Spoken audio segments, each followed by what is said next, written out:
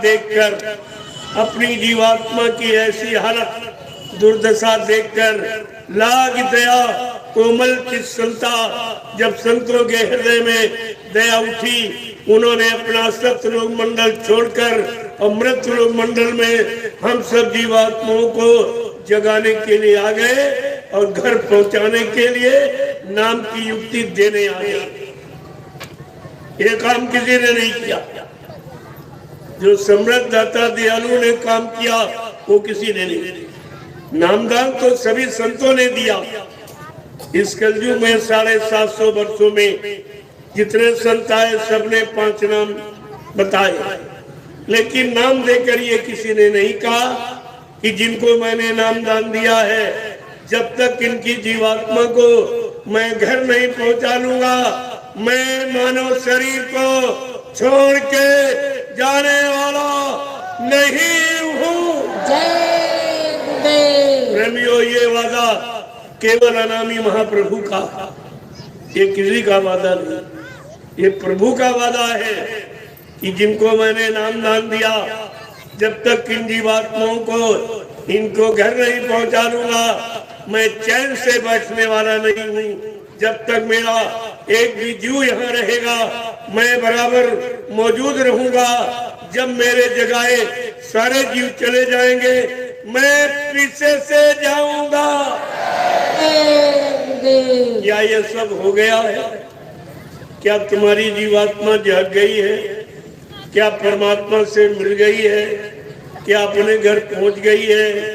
जो तुम ये कह रहे हो पहुंचाने वाला चला गया, पहुंचाने वाला मर गया। ये जो प्रचार आपने किया है, इससे आपने अपना कितना भारी नुकसान किया। तुमको अपना नुकसान नहीं मालूम।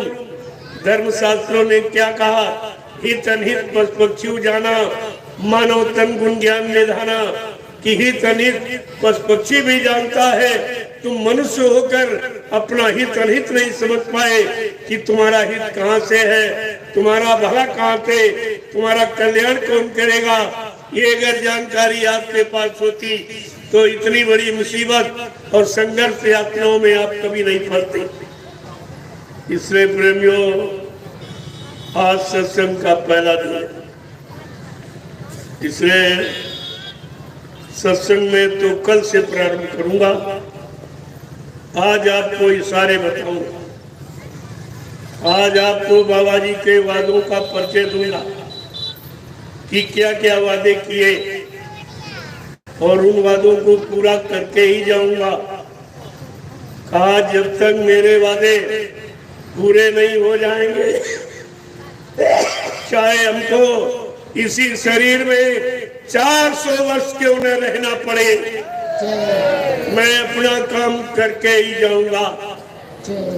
और कहा बच्चा, इस सृष्टि में गांधी महात्मा तो चूक गए, वो गोली के शिकार हो गए, लेकिन बच्चा मुझको मारने के लिए सृष्टि में कोई गोला बारूद तैयार नहीं।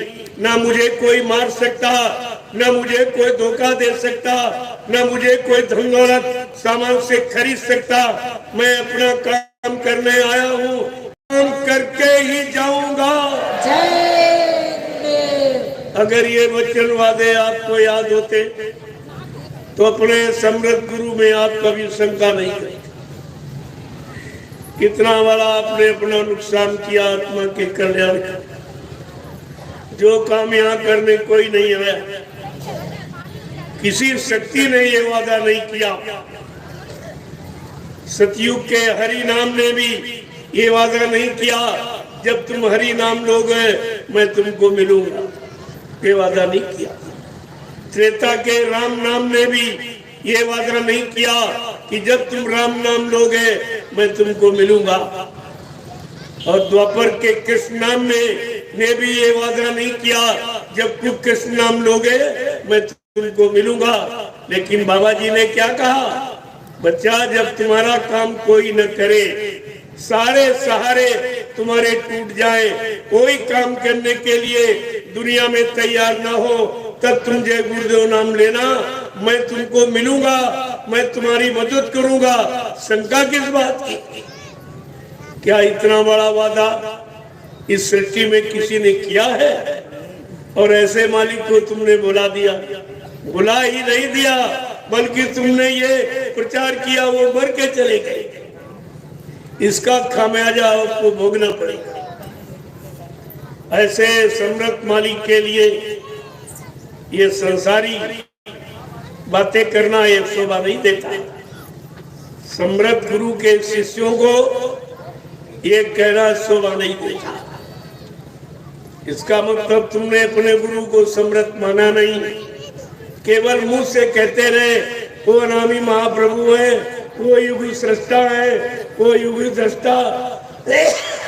ये सब आप केवल जबान से कहते रहे, लेकिन अंतरात्मा से आपने कभी इनको माना ही नहीं। जैसे जब स्त्री पति स्वीकार कर लेती है अंदर से, तो उसको कोई शंका नहीं होती। सारी शंकाएं खत्म, सारा तरफ से रुझाव झुकाव और लगाव सब खत्म, केवल अपने पति के अधीन हो जाती है। ठीक इसी तरह अगर शिष्य ने अपने गुरु को अपना माना होता, अपना बनाया होता, तो कभी अपने सम्राट गुरु में शंका नहीं। और ये सब शंका के मरीज बन गए। कितना बारी आपने ये अपराध किया, तुम्हें मालूम है? गुरु को अपराधी